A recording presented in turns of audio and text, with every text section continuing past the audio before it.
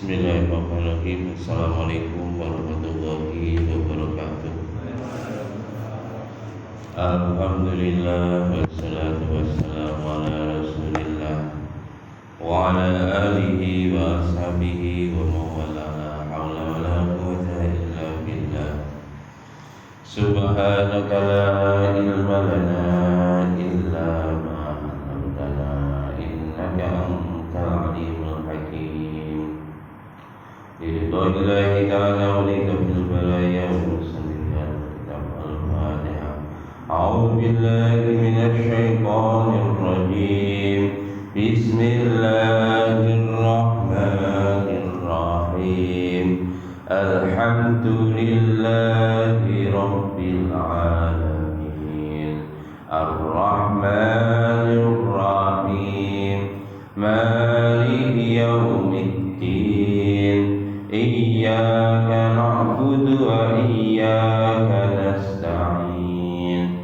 Ihdinas siratal mustaqim. Siratal ladzina an'amta 'alaihim ghairil maghdubi 'alaihim waladdallin. Amin. Wa Nabi Hurairah radhiyallahu anhu an Nabi sallallahu alaihi wasallam itu ila kuzai au dhirai la jabtu walau uhtiya ilayya dhira'un au mura'un la mobiltu. Rawahu Bukhari. Masih bab tentang tawadhunya Nabi Muhammad sallallahu alaihi wasallam. Dari Abu Hurairah radhiyallahu anhu dari Nabi sallallahu alaihi wasallam bersabda, jika aku diundang untuk jamuan makan kaki kambing, lajab itu pasti aku akan memenuhi panggilan itu. Walau dia ila dhirohin, apabila aku diberi hadiah berupa kaki kambing al-qura'un atau kaki kambing atau biltu, maka aku pun akan menerima. Dikatakan menerima ini Pak. Jadi Kanjeng Nabi itu kalau memenuhi undangan tidak pilih, bahkan ini disebut nama ini nak kaki kambing makanan wis cukup mewah kali. Kalau di Arab sana kaki kambing, kaki ini dimaksud buatan gini nopo ini sampile, tonggone ini kilo nopo dengkul pedul. Nabi ini ku masih kekel lah, masih Kanjeng Nabi ini diundang hidangane kur kikil Kanjeng Nabi nggih dugi. Nak kula diundang kikil sama sopun. Nanti senengane kikil. Artinya hidangannya itu mewah atau hidangan sederhana. Nabi memenuhi panggilan itu tidak pilih undangan. Jadi tawadhunya Kanjeng Nabi. Di undangan walaupun yang datang itu orang-orang kampung, Nabi juga ada orang kok ngasih undang berjalan teko, Nabi undang kalau boten teko, boten itu niku Kanjeng Nabi. Mane nek enek wong kok enten undangan pilih-pilih niku kira melok Nabi sapa. Wong sing paling mulya niku kan Kanjeng Nabi Muhammad sallallahu alaihi wasallam. Kanjeng Nabi mau nyontoni ngoten niku. Masyaallah. Bahkan begini hadis pun sebatakan jamuan yang dilaknat Allah adalah jamuan yang mana yang diundang orang-orang kaya, yang miskin tidak diundang. Mana hati-hati ini resepsi kemanten. Tapi yo repot ngundang wong larat, wedi buane piro. Nggih, makane niku jamuan yang dilaknat oleh Allah. Makane sing apik niku jane enten anu ngoten niku nggih. Napa undangan kemanten niku ora digambari celengan.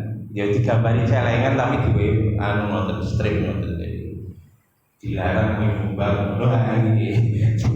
Cek wong melarat ya gelem to. Nah, mboten diwingi ten wong melarat wedi arep teko. Apa iki nggih buruh ora ngoten lah. Makanya jamuan ngoten iki jamuan yang dilaknat oleh Allah. Kalau ini alhamdulillah jadi kemanten. Boten ate sumbangan, boten ate kaleng tengaron boten ate. Kulo pesen kali abah kulo pokoke wong larat-larat ning kampung ini kudu teko. Kalau kulo wedi mungkin manten niku dilaknat kali Gusti. Ya kita buat sederhana. Tori kalau di kemanten boten ate aquado. Boten ate aquado. Sampai lungguh biasa makan mau dan pakai biasa. Pulau yang berada hias nganten berada. Aku ngerias awakku dhewe.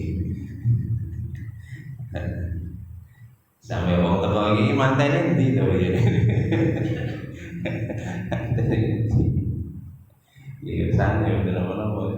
Sing penting mangane lengkap. Pokoke aja sampai sing gak kuman mangan, kudu kuman mangan.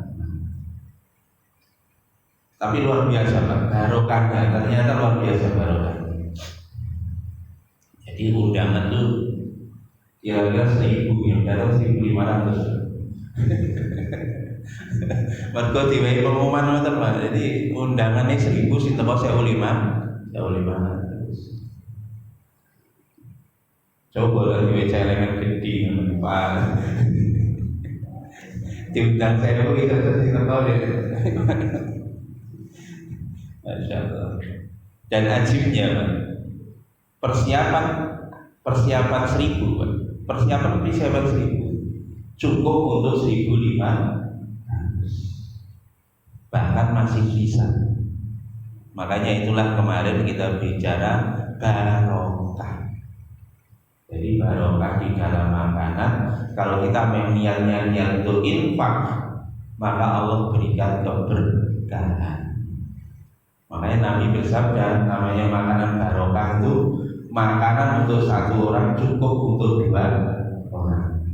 Makanan untuk 2 orang cukup untuk 4 orang. Begitu seterusnya. Bahkan bisa cukup 2 kali lipat. Bahkan kalau dulu Nabi Sallallahu Alaihi Wasallam ini contoh 1 mangkok susu cukup untuk 70 orang. Nah makanan gak barokah Pak. Makanan kanggo wong 10 mung dipangan wong loro. Iki jenenge makan gak barokah. Makanya makanan ini gak barokah makanan warung. Wah ini sing duwe warung aman gak payu. Boten nanti ini gitu. Terutama nak warung sik keluar lah sik barokah. Nak restoran ya boten barokah. Makanya gak usah ke restoran lagi, warung hari ini. Walau dia ila liron au qura'un lamobil itu. Demikian juga kalau di hadiah ilayah ya. Walau dia ilayah liron au qura'un lamobil itu. Kalau aku diberi hadiah berupa kekil, maka lamobil itu aku pun juga menerimanya. Diriwayatkan oleh Imam Nabi juga begitu Pak. Diberi hadiah itu sesepele apapun itu diterima. Sampai hadiah yang pilih kita memberi hadiah berupa apapun, ungkapkanlah dengan ekspresi kegembiraan, walaupun hadiahnya itu sangat sederhana, bahkan mungkin tidak ada nilainya. Tapi yang bernilai adalah tahaddu tahabbu. Berilah hadiah, kamu akan tumbuh sifat kasih sayang. Beberapa waktu lalu pun cerita, yang contoh orang Jepang. Orang Jepang itu mulai TK sudah diajari Pak, ini memberi hadiah pada kawan-kawan, dan hadiahnya sederhana sekali, sangat sederhana. Cek larangan ini TK ulang tahun ngono, kudu ngoy hadiah karo kanca. Hadiah ya lumayan. Paling gak nggih mboten mati duit 10.000 to. Nggih tak hadiah kanca-kanca. Nek Jepang niku teman-teman SD kalau ulang tahun hadiahnya sederhana. Nopo Pak? Origami. Jadi seni melipat kertas dilipat-lipat dibentuk kodok, dibentuk kupu, dibentuk, itu hadiahnya diberikan, ditulisi, dikasihkan namanya, dan memberikannya pun dengan diajari Pak, dengan bahasa yang luar biasa bagus gitu. Nah, hadiah ngomongin hono kimochi desu. Hono kimochi desu. Ini dari lubuk hatiku yang paling dalam. Ya Allah, itu bocor-bocor ini. Kita bukan mau nyontoh orang kafir, Pak. Ini sebenarnya sifat orang beriman. Yang memberi hadiah juga dengan senang hati, yang menerima juga dengan senang hati. Mulai cilik wis diajari ngoten iki. Masya Allah. Nah ini Masya Allah. Allah Akbar. Pun jadi Nabi juga memberi contoh, diberi hadiah seperti apapun Nabi menerima hadiah itu, tidak pilih-pilih. Jadi hadiah itu diriwayatkan oleh Imam Bukhari. Pun wa Anas radhiyallahu anhu qala kana amru Rasulillah sallallahu alaihi wasallam al-adbahu la tusbatu aw la takatu tusbatu faja'a Rabiul ala qudin lahu ala qudin apa sama orang fasyaqa dzalikal muslimina hatta arafahu faqala haqqun 'ala Allahi alla yartahi syai'un minad dunya illa wa'ahu. Diriwayatkan oleh Imam Muslim. Dari Anas radhiyallahu anhu berkata, dulu ontanya Nabi sallallahu alaihi wasallam itu adalah al-abba. Ontanya Nabi dulu al-abba. Latus babu, artinya tidak ada yang mendahului ontanya Nabi seorang. Aulataka tutus babu, atau orang itu tidak berani mendahului ontanya Nabi ketika berjalan. Ontanya Nabi senantiasa di depan. Tidak ada yang onta yang berhasil mendahului Nabi, atau sahabat itu sungkan untuk mendahului Nabi karena mulianya kanjeng Nabi. Ini termasuk etika. Nah yang terbohong, luwih tua, luwih alim, luwih pinter, usahakan berjalannya di depan. Awake dhewe ngetut neneng buri. Bocah zaman now ngene iki kan yo. Kan yo bocah zaman now. Now bilane. Numpak mobil ya ngono, numpak mobil. Niki etika kan niki, etika di niki dan etika di apa namanya di dalam Islam. Nampak mobil ya ngono. Nek wong sing alim, wong sing tuwa, wong sing dikeken ini ya Allah, kadang niku lho gak duwe sita. Gitu. Wong alim didekek ning mburi. Sing nyeklane ngarep. Niki nyowo Pak. Bapak Ibu. Kalau duwe bojo, latihan bojo sing kena.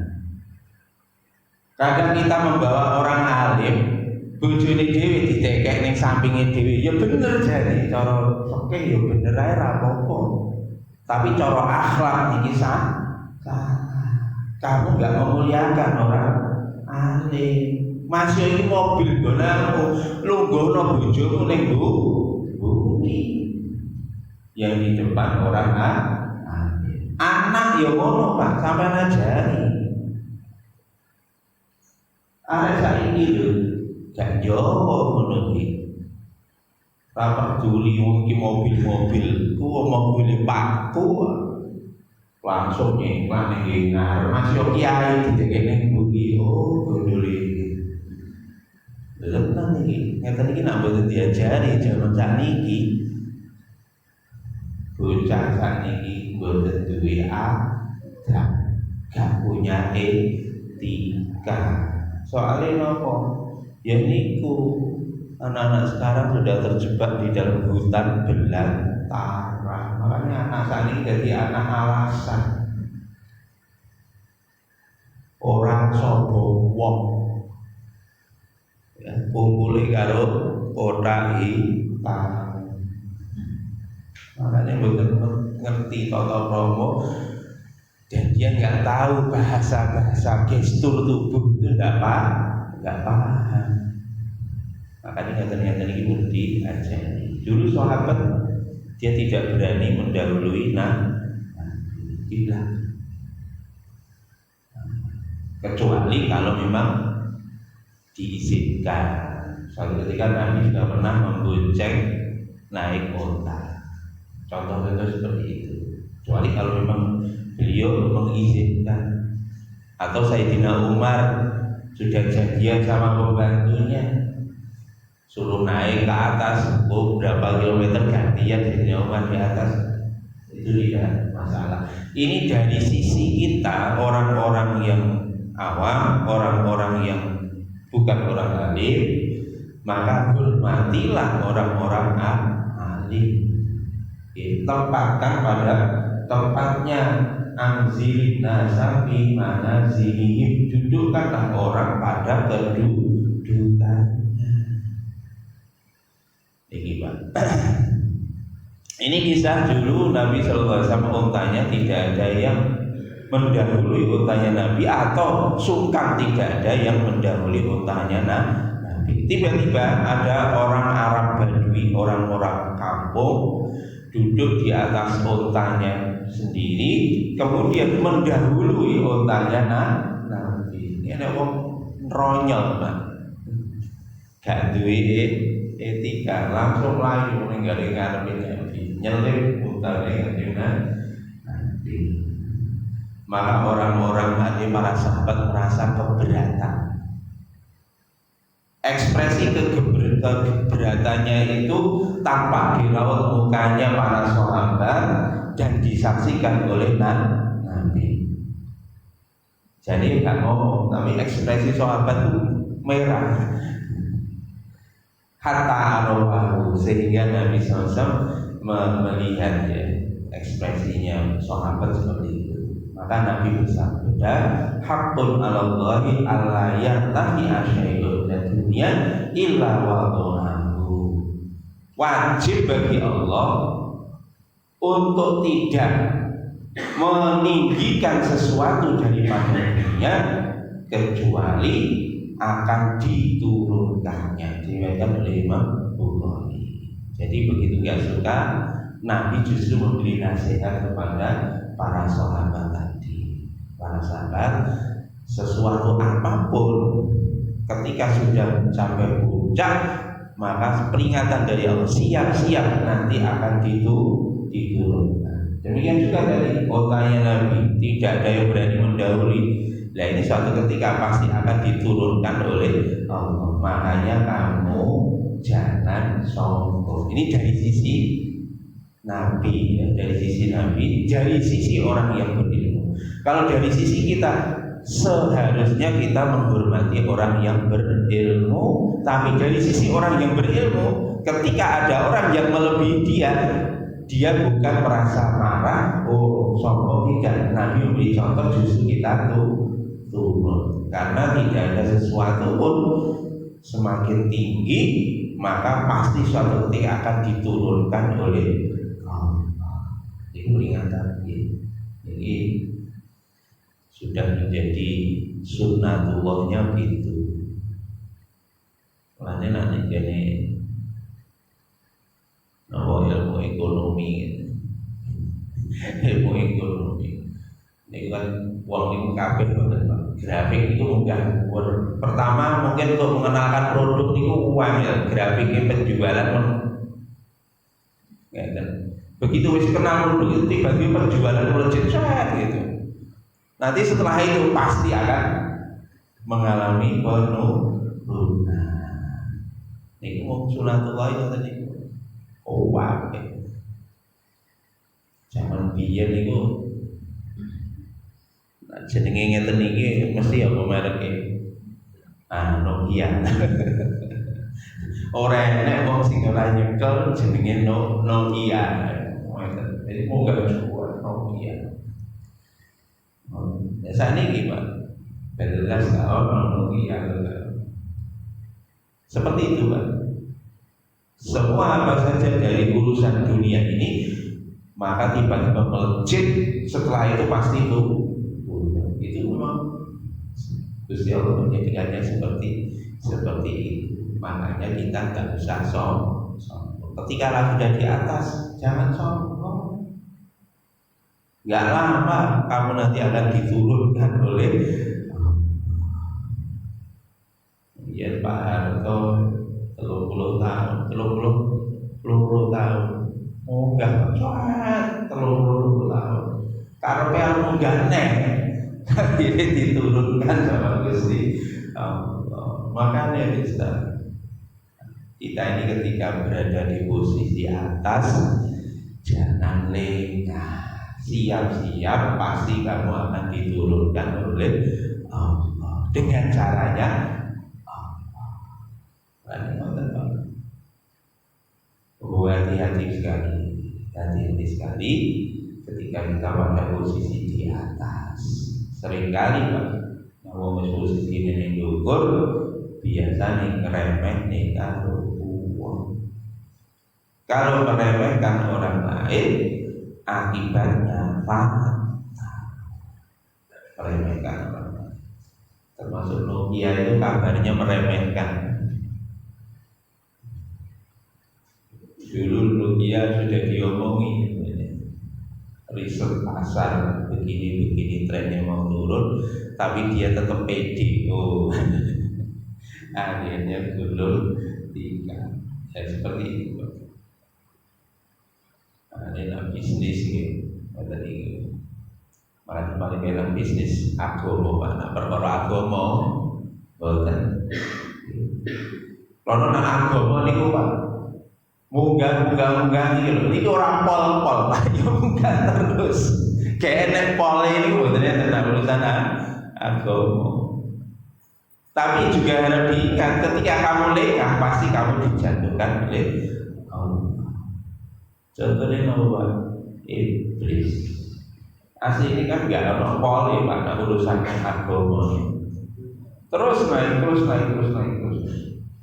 Tetapi ini jadi urung pol, tapi iblis lengah. Wa idh qala rabbuka lil malaikati isjudu li Adam fasajadu illa iblis. Jika Allah memerintahkan kepada seluruh malaikat untuk sujud kepada Adam, maka seluruh malaikat sujud illa iblis, kecuali iblis. Gitu begitu nendokur rumangsa hebat, akhirnya diperintahkan kalau Gusti Allah untuk sujud kepada Adam, maka lengah dia tidak mau sujud. Lagi-lagi kemarin penyakitnya ini yang penyakit yang sangat berbahaya, tidak mampu menafikan dirinya sendiri. Ini penyakit yang manusia ini paling ampuh dari la ilaha illallah. Ini Pak, la ilaha illallah ini paling ampuh menafikan dirinya sendiri. La ilaha illallah itu menafikan la ilaha, menafikan segala sesuatu. La ilaha menafikan segala keadaan. La ilaha menafikan dirinya sendiri. Illallah hanya mengisbatkan Allah Subhanahu wa ta'ala. Ini ketiga ini yang harus kita nafikan menurut para alim ulama. Segala sesuatu, keadaan dan diri sendiri, baru nanti iman kita sempurna. Sing paling abot sing terakhir ini rata-rata kebanyakan kan. Kalau menafikan sesuatu isi gampang.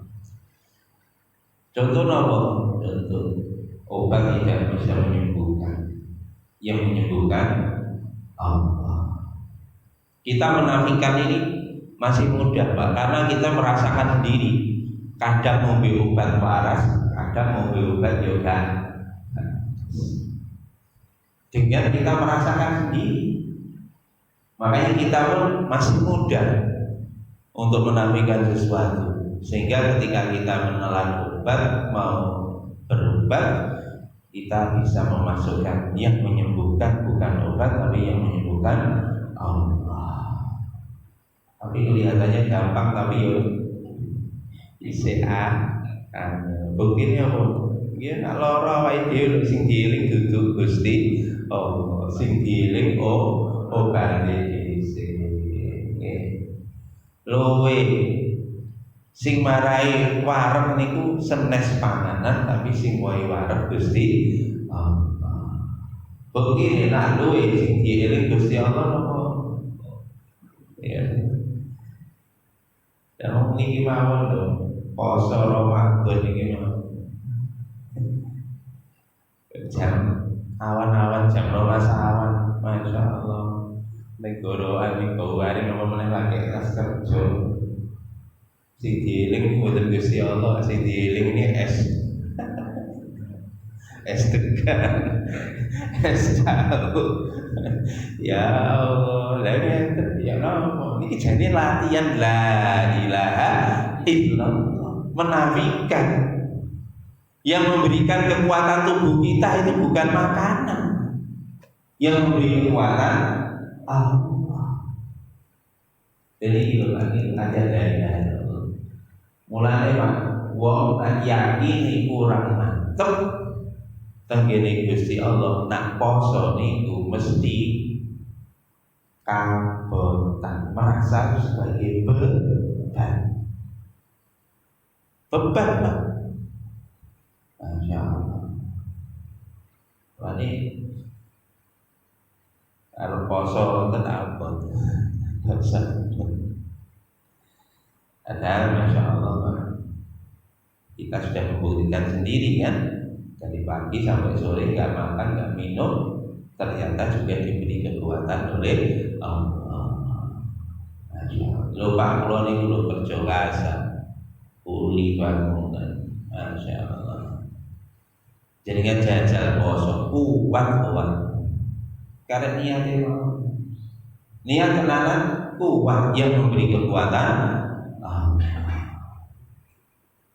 Nah ngelak gampang, jangan terus jangan terus oleh mulai hilang.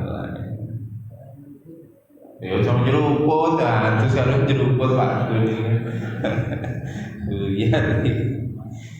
ya itu menafikan sesuatu bahwa yang memberikan kekuatan itu bukan makanan, yang memberi kekuatan itu bukan minuman, yang memberi kekuatan Allah. Inilah latihan la ilaha illallah, menafikan sesuatu. Yang kedua menafikan keadaan. Panas, dingin, panas bukan dari api, tapi panas dari Allah. Keadaan tenang, keadaan damai itu bukan dari siapa-siapa, keadaan tenang, keadaan damai dari Gusti Allah. Seperti tanah. Masya Allah. Jadi keadaan itu semua datang dari Allah Subhanahu wa Ta'ala. Yang terakhir itu tadi menafikan diri sendiri, inilah yang paling berat. Banyak yang gagal, termasuk iblis tadi, merasa paling baik. Yang paling ambil kita kalau sudah beramal paling baik amalnya, maka diri kita nafikan, saya merasa belum amal apa-apa. Ini oh ya sih, saya tidak Abu Bakar As-Siddiq radhiyallahu anhu ketika melihat burung langsung, wahai burung, sungguh beruntung engkau hingga dari satu ranting ke ranting yang lain tanpa perlu takut dengan hari hisab. Aku ingin menjadi seperti engkau.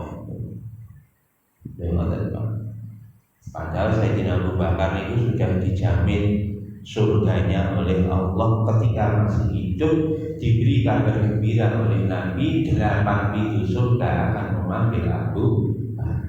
Beliau masih takut. Apa? Menafikan dirinya sendiri. Makanya hati-hati ini. Banyak yang gagal menafikan dirinya sendiri, terutama ketika berada pada posisi atas. Dan ini, nak wong ngeten iki, nak tiba-tiba diturunkan oleh Allah dengan paksa, maka ini sebenarnya bentuk kasih sayangnya. Jadi sayangnya kalau Gusti Allah, akhirnya diturunkan kalau Gusti Allah. Allah wasabbar wa kana al-kafi itu iblis begitu. Ini kita kalau berada di posisi atas jangan lengah ya.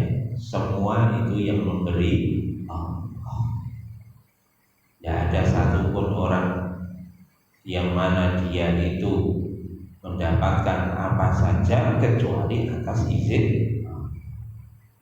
Dia merasa bahwa dia itu mendapatkan sesuatu karena usahanya, karena ilmunya, karena kepintarannya, maka dia orang yang gagal. Dan inilah logikanya Qarun laknatullah.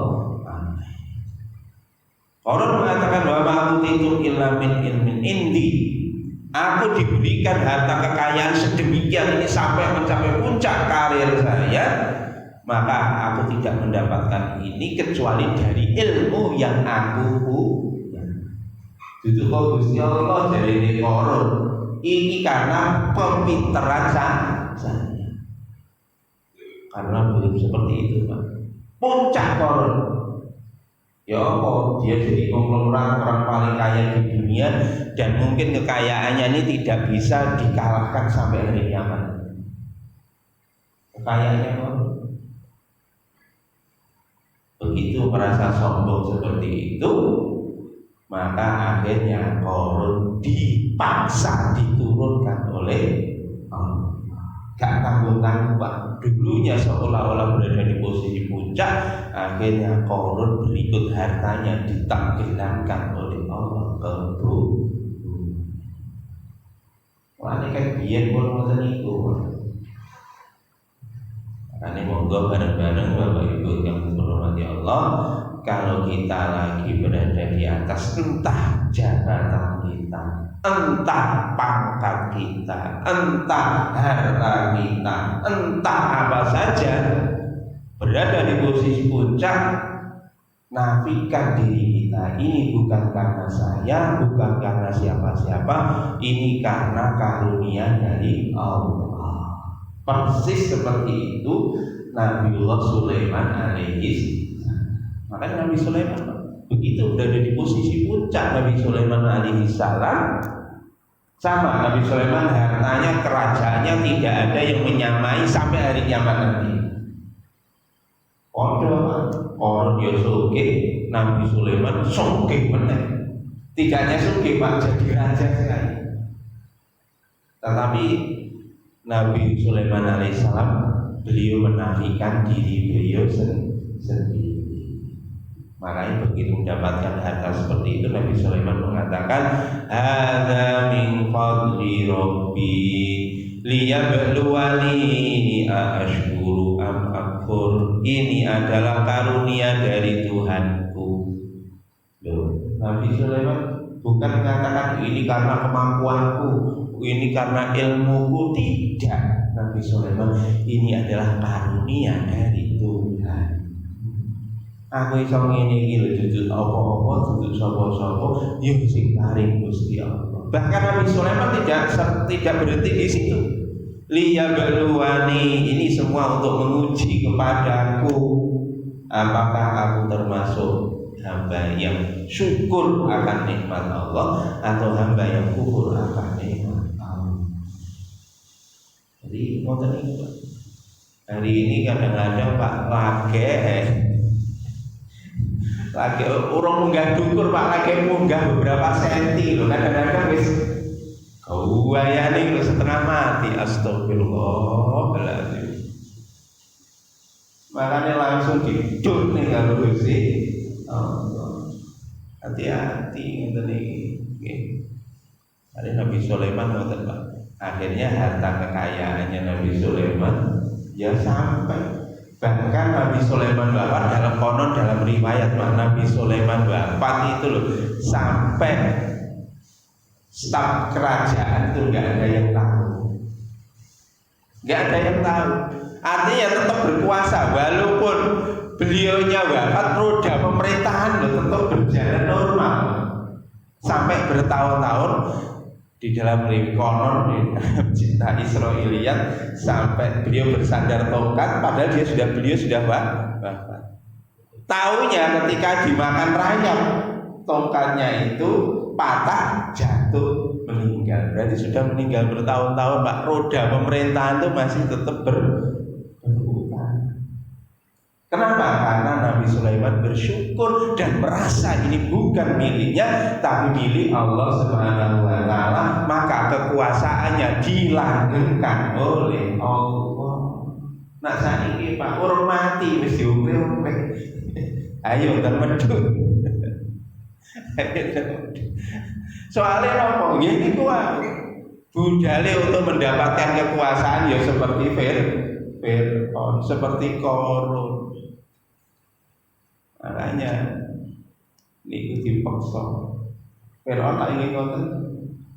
Justru ketika di puncak kekuasaannya akhirnya dihinakan, dihempaskan oleh Allah. Ya Allah sombonge. Fir'aun laknatullah alaih merasa dirinya sebagai Tuhan. Ana rabbukumul a'la. Jadi ini kudu naudzubillah min dzalik. Aku adalah Tuhanmu yang paling tinggi. Makanya fa'aqadallahu nakal akhirati wal ula. Akhirnya ya sudah dihinakan oleh Allah sehina-hinanya. Akibatnya Fir'aun laknatullah alaih, nak Qarun ditenggelamkan di dalam tanah, nak Fir'aun pondok ditenggelamkan di dasar laut. Ini ilmuwan abad sekarang Pak menemukan Pak, keretanya Fir'aun itu di bawah di dasar laut merah masih utuh Pak, di dasar laut merah. Nah seperti itu Allah ditenggelamkan oleh Allah. Inna bidzalika la'ibratan liman yakhsha. Ini semua adalah pelajaran bagi orang-orang yang takut kepada Allah. Pun nah kita posisi apapun di bawah yang kita ikhlas ridho, nanti kalau di atas kita juga ikhlas ridho. Jangan merasa bahwa itu adalah hasil jerih payah kamu. Jangan merasa bahwa itu prestasi kamu. Itu semua adalah ujian dari sisi Allah. Dan kita kapanpun kalau diambil amanah itu siap kapanpun. Seperti itu. Maka nanti kita akan jadi orang-orang yang dimuliakan oleh Allah Subhanahu wa taala. Pun kita jaga akhlak dan sifat tawadhu ini sampai kita menghadap Allah Subhanahu wa taala. Mudah-mudahan kita mati dalam keadaan husnul khatimah. Amin. Ada benar dari Allah, ada salah dari saya. Terus jelas kita ada ngelakoni kita betul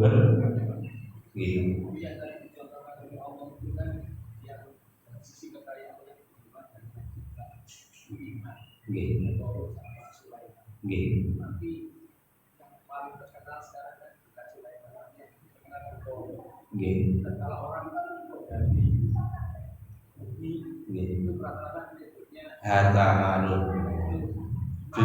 cucu harta Sulaiman.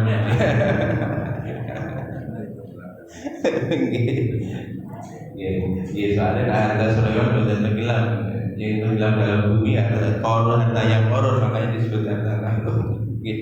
Ya ini hanya pelajaran, ini adalah pelajaran yang sangat-sangat berharga dari Allah supaya kita mengambil pelajaran. Nah ini perkara ini ya Gusti Allah yang menjadikan label itu kan juga kehendaknya Allah, harta karun gitu. Nama boleh Pak? Gitu.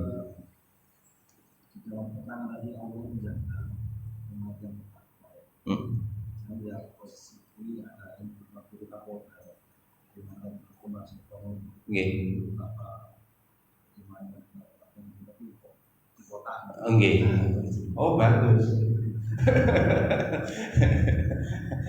Ini ada justru orang yang konsisten kok tambah di kota ini apa ini? Saya ini.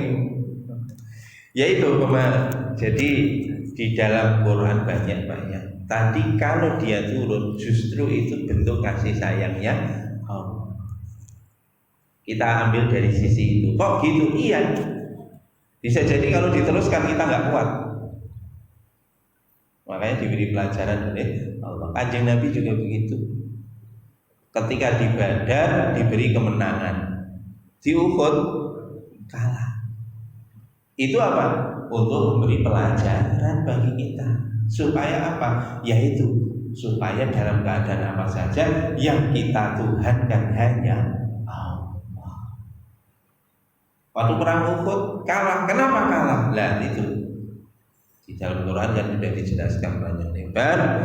Di antaranya penyebab utamanya minkum mayyuridud dunya wa minkum mayyuridul akhirah. Sebagian di antara kamu menginginkan dunia, sebagian di antara kamu ingin akhirat. Diberi pelajaran oleh Allah karena seperti itu. Makanya itu kalau dia justru ketika prestasinya baik tiba-tiba di kota, alhamdulillah. Dari sisi orang yang di kota, alhamdulillah itu disayang oleh Allah. Loh ini orang Pak zalim yang ngotak dan sebagainya. Sudahlah, semua itu kalau sudah terjadi maka itulah yang terbaik bagi orang bertakwa. Itu senantiasa berakibat baik. Wal aqibatu lil muttaqin. Akibat yang baik pasti senantiasa berpihak pada orang yang bertakwa. Hari ini kelihatannya tidak baik, tapi nanti di belakang itu justru yang terbaik. Itulah ridho dengan ketentuan Allah. Itu begitu. Kita tidak tahu. Ya banyak kan di Quran yang cerita Nabiullah Khidir membunuh bayi, membunuh anak. Apakah nafsan zakiyah? Kenapa engkau membunuh anak yang masih suci? Nah, itu kan akhirnya dijelaskan oleh Khidir. Anak ini besoknya jadi orang jahat, makanya dibunuh. Ini di Khidir karena diperintah oleh. Makanya kita tidak tahu. Kelihatannya takdir itu pahit ketika kita ngalami, tapi ternyata manis di belakang hari kalau kita ridho sama keputusan Allah. Kita tidak tahu rahasia Allah Subhanahu wa taala. Ini kalau dari sisi yang bersangkutan harus seperti itu. Kalau dari sisi ya pemerintahan Pak, Pemerintahan beda lagi analisisnya, ayatnya, hadisnya. Ya kalau kita misalkan duduk di pemerintahan, kita berada di posisi di sampingnya Pak Kapolri misalnya, kita kewajiban untuk mengingatkan, kewajiban kita untuk mengingatkan Pak ini orang baik, kita pertahankan kewajiban kita kalau kita berada di sampingnya Pak Kapolri. Tapi biasanya kalau seperti itu juga nggak bisa Pak. Nggak bisa, karena justru orang-orang yang militan itu sekarang ini tudingannya roto ya itu memang seperti itu, membahayakan NKRI katanya begitu. Tudingannya memang seperti itu. Makanya ya ini kenapa begitu? Ya Gusti Allah menjadikan seperti itu dalam Quran. Wa kadzalika ja'alna likulli nabiyyin aduwwa. Demikianlah aku jadikan setiap nabi itu musuh. Nah kalau kita, makanya Pak, ketika kita konsisten, kita harus siap dengan resiko. Ojo ngamuk-ngamuk. Nah kita konsisten menghadapi resiko ngamuk-ngamuk, lah ini tanda tanya. Dia belum paham resiko. Orang Pak setiap membuat keputusan, ingatlah bahwa di dalam setiap keputusan pasti ada resiko. Seperti itu. Kabeh nabi niku kali Gusti Allah diwehi musuh. Kanjeng Nabi Muhammad diwehi musuh ya ono. Bahkan musuhnya itu saudara sendiri, paman dewi, Abu Lahab, Abu Jahal, paman beliau. Masya Allah. Bahkan para nabi yang sing diwe musuh bojone dewi. Ya seperti itu. Kok begitu? Iya, memang Gusti Allah jadikan begitu. Diwehi koto positif ya ono koto negatif. Nah, beda potensialnya semakin tinggi, nanti energi yang dihasilkan juga semakin dahsyat. Ini polaritas apa ini? Polaritas pokoknya listrik nih Pak. Nah, antara tegangannya semakin tinggi itu kan namanya beda potensial Pak. Ini tambah bisa mengalirkan listrik kemana-mana karena tegangannya tinggi. Ini kok Pak Sutet nih kok, ngerti Sutet? Listrik sing jaringan kabel dhuwur nih kok. Tegangannya Pak 20 kilo, 20.000 volt. Tapi ini tegangannya 220 volt, 20.000 volt. Makanya bisa dikirim listriknya tekan dindi Pak. Dan itu kalau kita juga begitu, tantangannya semakin berat, sing negatif saya akeh. Iku mungkin energinya bisa ditransfer ke seluruh dunia Pak. Mulai nak doa ini mandi wong ngeten iki. Nak ridho, nak gak ridho yo. Nak ridho. Ada bentuk negatif seperti itu, kekuatan doanya dahsyat. Seperti Nabiullah Nuh alaihi salam. Anake bangger, bojone bangger. Mulane dungane Nabi Nuh mati. Robbila tadar alal ardi minal kafirina dayyaro. Ya Allah, jangan kau sisakan satu rumah dari orang kafir di dunia ini. Kasih habis semua ya Allah. Akhirnya lunas Pak. Kekuatan doanya dahsyat, energinya sangat besar. Kenapa? Beda potensialnya luar biasa besarnya. Niku Gusti Allah dadekne ngoten niku. Makane nek ngoten-ngoten niku tanggane donga nih sampean karo digawe mandi karo Gusti Allah. Malah ya seneng mau. Kalau kita memahami resiko, kita bisa manage. Makanya saat ini enten manajemen resiko. Enten kuliah ini Pak, risk management kan gitu. Kalau kita bisa memanage, luar biasa. Bahkan ajar ini teori manajemen resiko. Jadikanlah tantangan itu sebagai peluang. Niki mau lho listrik ini kan tantangan lho Pak. Lho niki nak jadi tenaga air yo beda potensial yang tinggi. Niki nak dibedah Pak, bendungan Karangkates, Malang hilang Pak. Blitar amblas. Tapi ini diatur sedemikian rupa, akhirnya tiba-tiba manfaatnya luar biasa. Lainnya nak tantangan Pak. Tenang mawon, diatur Pak, dimanage. Nanti tantangan itu akan menjadi peluang yang akan menaikkan derajat kamu di surganya Allah. Lalu nak diamuk wujud tenang, tenang. Tanda ini Pak, tunggu nih sampean kate ini digawe mandi karo Gusti. Tenang. Gitu tenang nggih. Gitu bahwa ada benar saking salah saking kita saking kula betul yang berbasis subhanallah wa bihamdika asyhadu an la ilaha illa anta astaghfiruka wa atubu ilaik. Assalamualaikum warahmatullahi wabarakatuh.